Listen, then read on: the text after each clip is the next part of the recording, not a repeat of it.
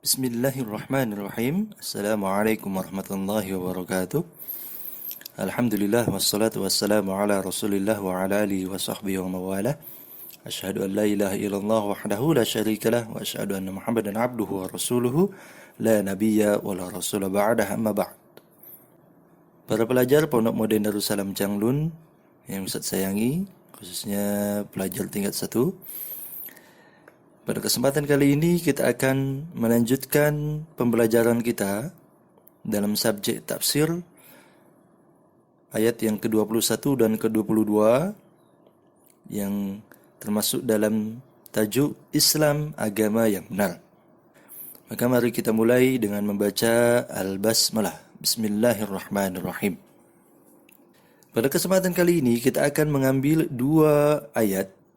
Ayat yang pertama dari surah Al-Imran ayat 19 dan ayat yang kedua surat Al-Imran ayat 85. Maka mari kita sama-sama dengarkan pembacaan dari 2 ayat ini. Bismillahirrahmanirrahim.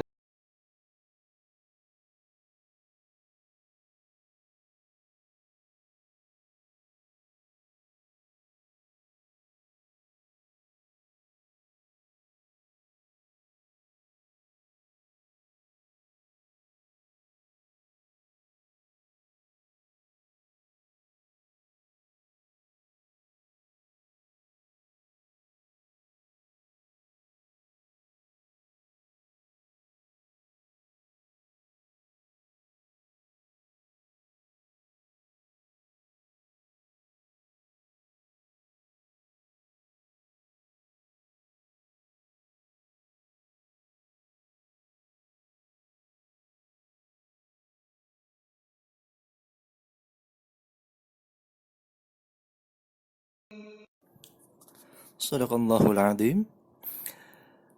Mari kita, Ustaz akan bacakan maksud dari 2 ayat yang di atas. A'udzubillahi minasyaitonir rajim. Inna ad-dina 'indallahil Islam. Inna, sesungguhnya, ad-din, agama, 'indallah, yang diridhoi di sisi Allah, al-Islam, hanyalah Islam.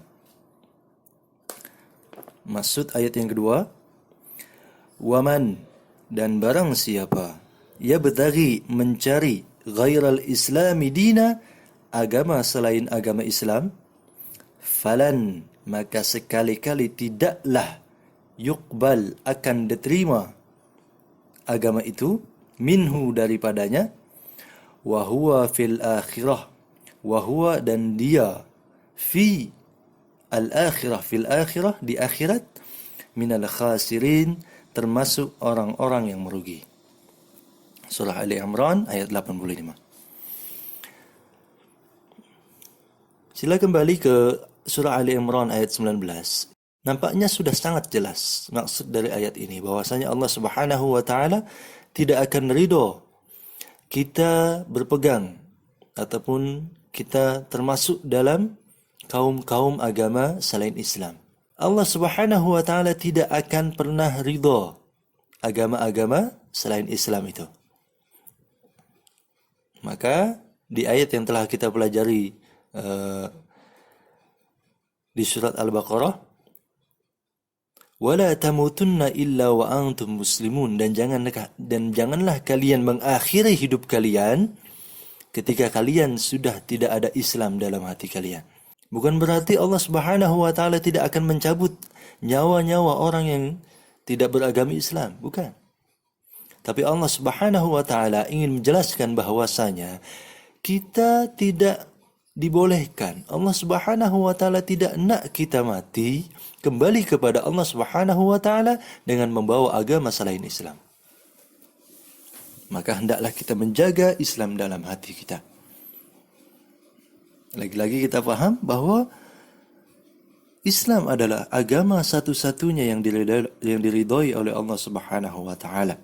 Maka Allah akan menyukai orang yang berpegang teguh terhadap agama Islam. Allah akan menyukai orang-orang yang mempelajari tentang semua ilmu-ilmu Islam dan Allah Subhanahu wa taala akan menyukai orang-orang yang berperilaku dengan perilaku Islami. Maka lagi jelas ketika kita membahas tentang surah Ali Imran ayat 85, "Wa may yabtaghi ghairal islami dina fala yuqbala minhu." Dan barang siapa yang mencari agama selain agama Islam, maka sekali-kali tidaklah akan diterima agama itu daripadanya. Maksudnya adalah ketika kita sedang dalam masalah, lalu kita sedang mencari solusi daripada masalah ini, maka Allah Subhanahu wa taala hanya akan menerima ketika kita mencari solusi daripada solusi yang Allah Subhanahu wa taala telah berikan kepada kita. Yang mana Allah Subhanahu wa taala telah menjelaskan segala solusi dari masalah kita dalam Al-Qur'an, dalam hadis dan dalam penjelasan-penjelasannya. Allah Subhanahu wa taala berfirman bahwa maksudnya janganlah kalian putus asa dari rahmat Allah Subhanahu wa taala. Musibah yang sama-sama kita rasakan pada saat ini membuat kita tidak boleh keluar rumah. Karena kalau kita keluar rumah, kita akan terjangkit. Dan kemudian hari, kita akan menjangkitkan penyakit ini kepada orang lain. Lalu bagaimana dengan mereka yang tidak boleh keluar rumah? Tidak ada usaha yang boleh mereka buat untuk mendapatkan makan. Boleh jadi mereka putus asa. Ya Allah, bagaimana aku nak makan? Aku tak boleh keluar rumah untuk kerja. Aku tak boleh keluar rumah untuk cari makan. Maka ingatlah, rahmat Allah itu sangatlah luas. Maka alhamdulillah, semua alhamdulillah, di Malaysia ini telah berlaku bantuan-bantuan untuk penduduk asli Malaysia agar mereka boleh bertahan hidup walaupun tetap di dalam rumah. Tapi di negara-negara yang lain,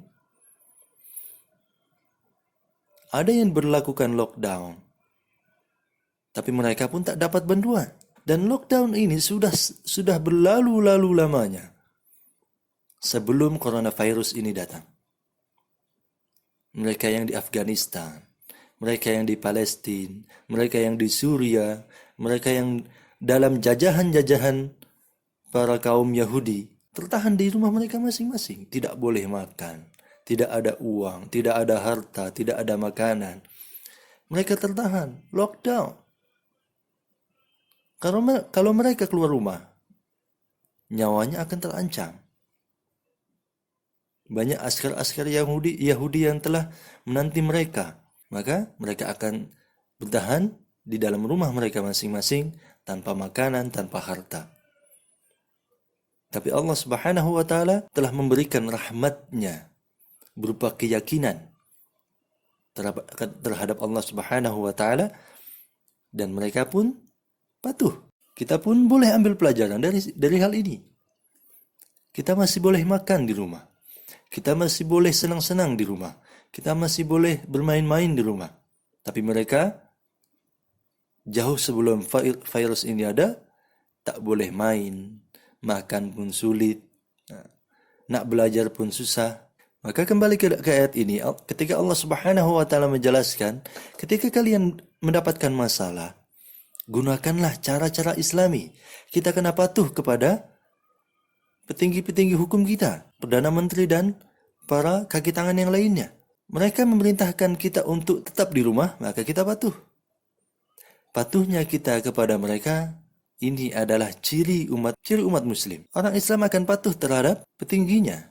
Contoh lain, ketika kita mendapatkan kesulitan pada saat ini, harta kita habis, makanan kita habis, maka ketika kita menggunakan cara-cara yang bukan Islami, mencuri, menyakiti orang lain, mengambil harta mereka, ini bukanlah cara-cara Islami. Apa yang kita dapat untuk kita makan, Allah Subhanahu wa taala tidak akan terima. Boleh jadi Allah Subhanahu wa taala akan benci terhadap apa yang kita lakukan. Dan juga kalau kita ditakdirkan oleh Allah Subhanahu wa taala untuk menjadi petinggi-petinggi negara, menjadi ketua bisnis yang sudah sangat besar, maka perhatikanlah apa yang kita putuskan, apa yang kita tentukan.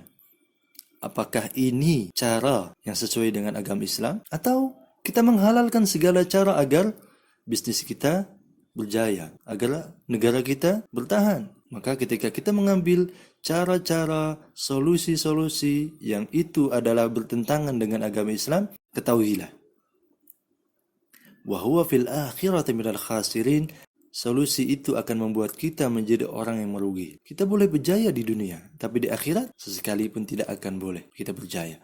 Hendaklah kita memerhatikan apa yang kita ambil, apa yang kita putuskan, apa yang kita jalani, caranya, asalnya. Apakah itu semua berdasarkan dari agama Islam, atau kita hanya ikut-ikut saja tanpa ketahui, yang padahal itu sangat bertentangan dengan agama kita. Dan semoga Allah Subhanahu wa taala senantiasa memberikan hidayah kepada kita agar Islam dalam hati kita semakin tumbuh, Islam kita semakin terjaga, akhlak kita pun semakin baik. Dan tidak lupa pula kita doakan orang tua kita agar mereka senantiasa sehat, masuk dalam bulan Ramadan dengan badan yang sehat, iman yang kuat, dan boleh mendidik kita untuk menjadi generasi-generasi masa depan yang memiliki Islam yang kuat. Kita cukupkan dengan membaca Alhamdulillah, Alhamdulillahirabbil alamin. Hadani Allah wa iyyakum ajma'in. Assalamualaikum warahmatullahi wabarakatuh.